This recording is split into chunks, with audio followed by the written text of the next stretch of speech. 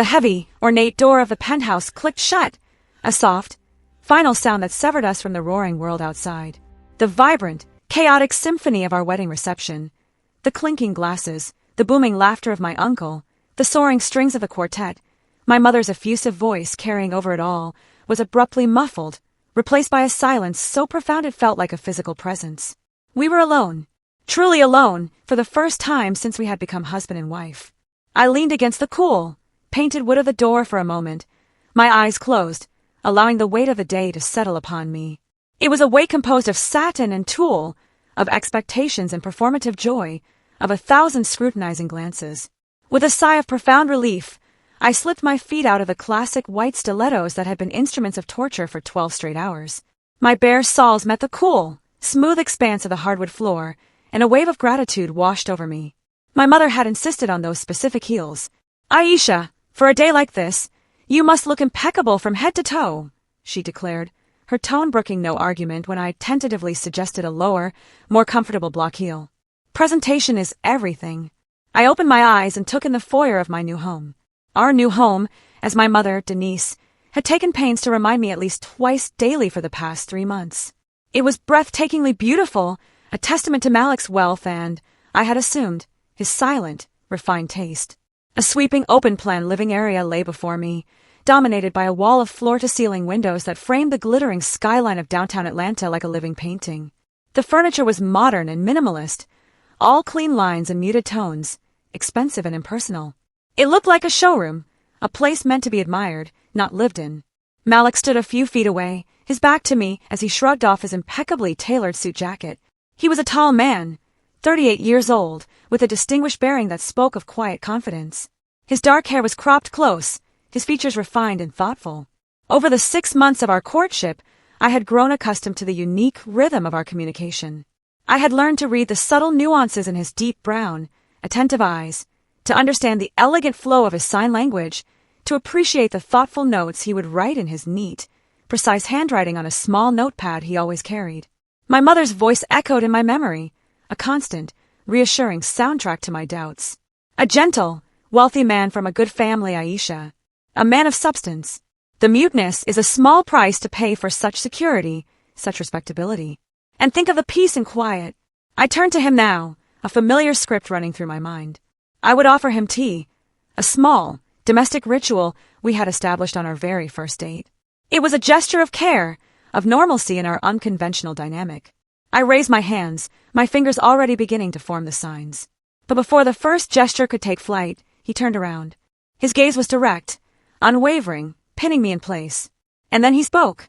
"Aisha!" His voice was a low, clear baritone, textured with a slight, gravelly edge that was utterly captivating and completely, devastatingly normal.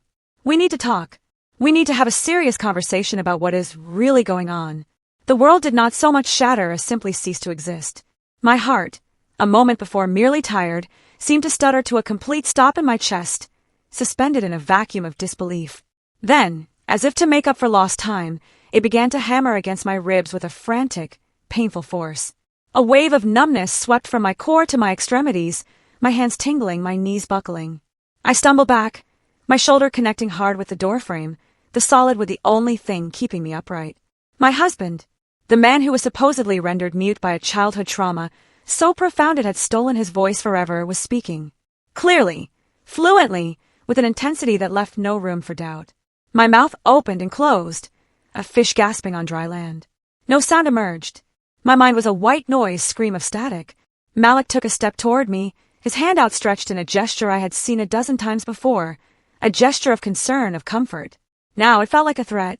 I flinched back, recoiling from the touch of a stranger. Something flickered in his eyes. A quick, sharp flash of pain, of regret. He didn't advance further, but he didn't retreat either. "I'm sorry," he said, and the remorse in his voice was unmistakably, infuriatingly genuine. "I know this is a shock, a colossal shock. Please, let's sit down. I'll explain everything. You need to know the truth about who I am, why all this was necessary, and why your mother." I didn't let him finish. The mention of my mother was the final, splintering crack in my composure. I yanked open the heavy door to the powder room, stumbled inside, and locked it with a click that sounded like a gunshot in the stifling silence. I collapsed onto the cold, polished edge of the freestanding bathtub, my body trembling uncontrollably. Hot, angry tears streamed down my cheeks, carving paths through the layers of professionally applied makeup, smearing the mascara that had been so carefully coated onto my lashes just that morning. Malik was not mute. All this time, every single date, every tender glance I'd interpreted as deep communication, every written note I'd saved in a small box, every moment I'd felt a pang of sadness for his perceived struggle, it had all been a lie. A carefully constructed, meticulously performed act. And my mother? Why your mother? His unfinished sentence hung in the air, a toxic cloud. Had she known? Could my own mother, the woman who had raised me, loved me, have been a willing accomplice in this elaborate deception? My mind raced, a frantic, nauseating carousel of memories. Our first meeting at the chic coffee shop, his warm smile, the immediate production of the notepad. Please, don't be nervous. Speak normally. I am an excellent lip reader. I had been so charmed by his consideration. Our walks in Piedmont Park, where I'd done most of the talking, feeling a sense of intimacy in my one-sided confessions. The proposal, him on one knee, the handwritten note that read, Aisha, you make me happy. Be my wife. I had looked into his eyes and seen what I thought was vulnerable, hopeful love. Had it been the gleam of a successful conspirator? A soft knock sounded on the door, pulling me from the spiraling abyss. Aisha, please. His voice, that new, alien, yet familiar voice, was muffled by the wood. Please come out. I understand your shock. I know you feel betrayed, and you have every right to. But give me a chance to explain. Let me tell you how it really was. I didn't answer. I couldn't. A sob constricted my throat, making it impossible to breathe, let alone speak. Instead, I forced myself to stand and face my reflection in the ornate mirror above the sink. The woman who stared back was a grotesque parody of a bride. She wore a gown of ivory silk and French lace that had cost more than my annual salary as a high school English teacher. Her hair was an intricate masterpiece of braids and curls, a style that had taken 3 hours to create. But the face beneath the finery was a ghost's. Her lips, painted a perfect rose, trembled uncontrollably. Her eyes, once bright with what? Not happiness, I realized now. Resignation.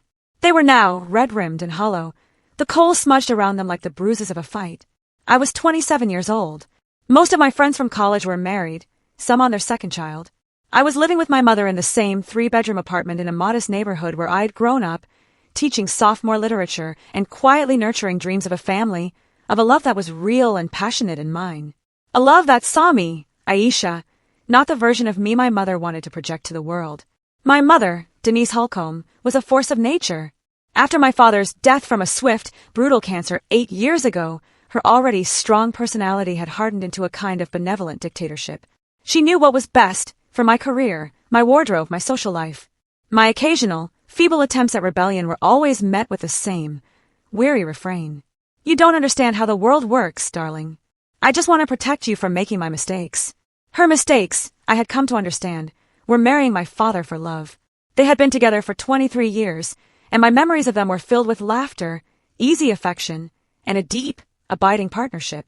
But in the harsh, lonely years after his death, my mother had rewritten their history, convincing herself that if he had been more financially successful, more driven, they could have afforded the experimental treatments that might have saved him. Love, in her revised narrative, was a lovely but fatal luxury. 6 months ago, she had come home, her eyes shining with a triumph I hadn't seen in years. She'd found him, she said, the perfect candidate, Malik Ellington, the son of an old acquaintance, a successful entrepreneur, owner of a chain of high-end appliance stores. 38, never married, educated, impeccably mannered, and financially secure. And, she'd added, pausing for dramatic effect, he's been mute since childhood. A trauma, I'm told. But that shouldn't bother you, she'd rushed on, seeing the shock on my face. He's brilliant, writes beautifully, fluent in sign language. And most importantly, Aisha, he's looking for a quiet, domestic wife. A calm presence in his life. You're the perfect fit. I had protested, of course. I'd spoken of organic connection, of romance, of love. But my arguments were like tissue paper against the steel of her certainty. She had already arranged the introduction. My loneliness, the societal pressure, the quiet fear that my mother might be right, that stability was the more mature, sensible goal, had worn me down. Our first date played out in my mind like a scene from a poorly written play. I'd arrived early, a nervous wreck, shredding a paper napkin in my lap. And then he'd walked in. Tall, Handsome, moving with an easy grace. He'd scanned the room, our eyes had met, and he'd offered a warm, sincere smile that had, despite my reservations, sent a flutter through my stomach. He'd approached, given a slight, gallant bow of his head, and signed a greeting. When I'd fumbled my response, he'd smoothly retrieved his notepad. Please, don't be hesitant. Speak aloud. I understand everything.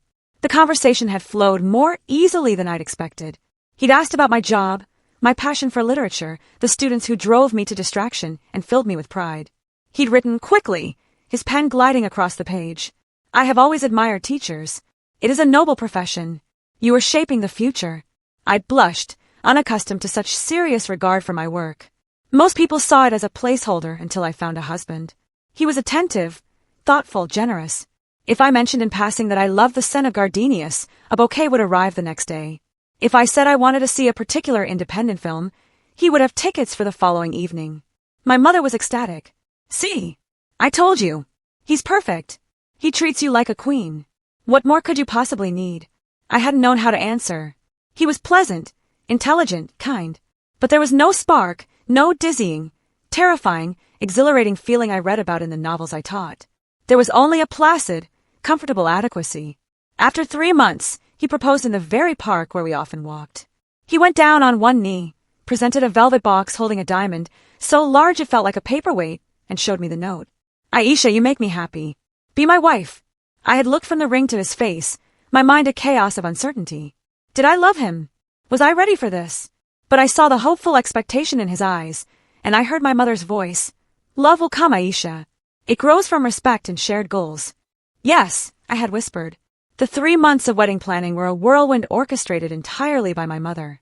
I was a spectator in my own life, a mannequin upon which a dream wedding was being built. When I tried to protest the scale, the guest list of 120 near strangers, the opulence, she would wave me away. Malik insists on doing things properly.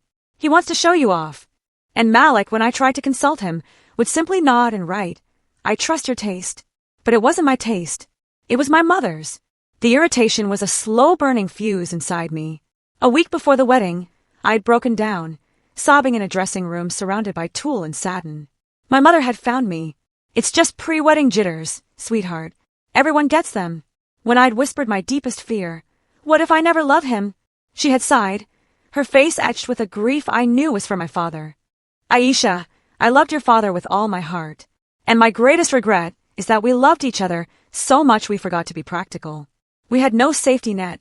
When he got sick, if I had chosen a man who could provide real security, perhaps he'd still be here. Don't make my mistake. Malik will give you a life free from that kind of fear. Her words, weaponized by her pain, had been the final nail in the coffin of my resistance. Now, hiding in a bathroom on what was supposed to be my wedding night, I saw her words for what they were, not just misguided advice, but part of a script. Another knock, more insistent this time. Aisha, I'm not going away. Please, hear me out, and then you can decide what you want to do. I won't stop you if you want to leave. But please, give me this one chance. His voice was raw, stripped of its earlier confidence. It was the sound of a man standing on the edge of a precipice. I looked at the wreckage of the bride in the mirror. Then I looked at the locked door. The truth, no matter how painful, was on the other side. The life of comfortable lies was behind me. Taking a shuddering breath, I turned the cold, brass key. The door swung open. Malik was leaning against the wall opposite, his head bowed. He looked up as I emerged, his own face pale and strained. He was still in his wedding trousers and crisp white shirt, the top buttons undone, his tie gone. Thank you, he said, his voice low. Let's go into the living room. This will take a while. I walked past him, my body stiff, and sat on the very edge of the expensive leather sofa, as far from him as possible. He took the armchair opposite, maintaining the distance I clearly needed. He was silent for a long moment, gathering his thoughts, his eyes fixed on his hands. When he finally spoke, his voice was calm, but I could hear the effort it cost him. I am not mute, Aisha. I never have been. He let the statement hang in the air, a fact so simple and yet so world-altering. I was born into a regular, loud, argumentative family. I went to public school, got my business degree. The stores, the success, that part is true. But everything else you know about me is a story, a carefully constructed lie. I stared, my mind refusing to fully process the words. 2 years ago, he continued, I was married. Her name was Chloe. He said the name softly, a ghost on his lips. We were together for 5 years. I loved her. I thought we were building a life. But she was having an affair. For over a year. When I confronted her, she didn't even deny it. She packed her bags and told me I was boring. Predictable. That she needed more excitement. He paused, and I saw a real, old pain in his eyes. This, at least, was not a performance. The divorce was brutal. She went after half of everything, the business, the assets. And she got a significant portion because I, the fool in love, had never considered a prenuptial agreement. I was left not just heartbroken, but financially gutted. I had to start from scratch. He met my gaze. After that, I swore I would never be so vulnerable again. I would never marry for love. The next time, it would be a partnership, a transaction, built on clear expectations. And so you decided to pretend to be mute, I interjected, my voice cold and foreign to my own ears. To test women. To see if they would marry you for your money, without the charm of your voice. Not exactly, he said, shaking his head. The idea, it wasn't mine alone. It was a joint plan. With your mother. The air left my lungs. Hearing him say it aloud was somehow worse than suspecting it. My mother, I repeated, the words tasting like ash. Denise Holcomb is my godmother, he explained, his gaze steady. Our families were close, a long time ago. We fell out of touch for years. After my divorce, she heard about it through the grapevine. She reached out, said she wanted to help. He stood and walked to the vast window, looking out at the city he owned a piece of. She told me about you. That you were a teacher, kind, genuine, not materialistic. She said you were looking for stability, for a good man. And she suggested we meet. But why the lie? I demanded, my hands clenching into fists in my lap. If she spoke so highly of me, why the grotesque charade? He turned to face me, his expression open. Finally, painfully honest. Because I was terrified, Aisha. The fear, it was a physical thing. I was afraid of being made a fool of again. Afraid of trusting the wrong person. Denise suggested the plan. She said, if Aisha agrees to marry you, even knowing you can't speak, it will prove she isn't superficial. That she values the man, not his performance. So it was a test, I said, the coldness in my voice spreading through my veins. You and my mother decided to test me like some kind of lab rat, to see if I was worthy of the great Malik Ellington. Aisha, I never wanted to hurt you, he pleaded, taking a step forward. But after what happened, I couldn't trust a woman who fell for my words, for my promises. I wanted to find someone who would accept me without any of that, who would see the person underneath. But there was no person underneath. I shot to my feet, my anger finally breaking through the ice. You created a persona, a silent, wounded millionaire. How can I possibly know who you are? The man I agreed to marry doesn't exist. He had no answer for that. The silence that fell between us was heavier than any we had ever shared when he was pretending. And in that silence, another, more horrifying realization dawned. Wait, I whispered, the pieces clicking into a monstrous picture. My mother. She pushed for this. She told me love would come. She manipulated me. She sold me to you as the perfect, pliable wife. Malik didn't confirm it, but he didn't need to. The confirmation was in the grim set of his jaw, the shame in his eyes. A profound, soul-deep betrayal settled over me. It wasn't just the man before me. It was the woman who had given me life. Get out, I said, my voice quiet but vibrating with a fury that surprised us both. Aisha, get out, I repeated, my voice rising to a shout. I don't care where you go. To another room, to a hotel, to the moon. But I cannot look at you right now. Get out. He flinched as if I'd struck him. After a long moment, he nodded, defeat slumping his shoulders. He walked to the foyer, picked up his jacket, and pulled a pen and notepad from the pocket. He scribbled something, tore off the sheet, and placed it on the console table. I'll be at my brother's. His number is there. In case you decide you can talk. He paused at the open door, his back to me. And Aisha, I am so sorry. Truly. The door closed with a soft, final click, leaving me alone in the perfect, silent, empty condo. A life built on a lie. I sank back onto the sofa, pulled my knees to my chest, and wept. I cried for the lost illusion, for the trust shattered, for the maternal love that had been conditional on my compliance. I cried because I had no idea who I was anymore, a wife, or the victim of a long, elaborate con. The sound of my phone ringing from the bedroom was an intrusive shriek. I knew who it was without looking. My mother, eager for a report on the first night of her successful plan. I let it ring until it went to voicemail. It immediately started ringing again. I stood, walked to the bedroom, and saw her name flashing on the screen. I stared at it, then reached out and with a calm, deliberate finger, pressed the button to decline the call. No, Mother. Nothing is okay.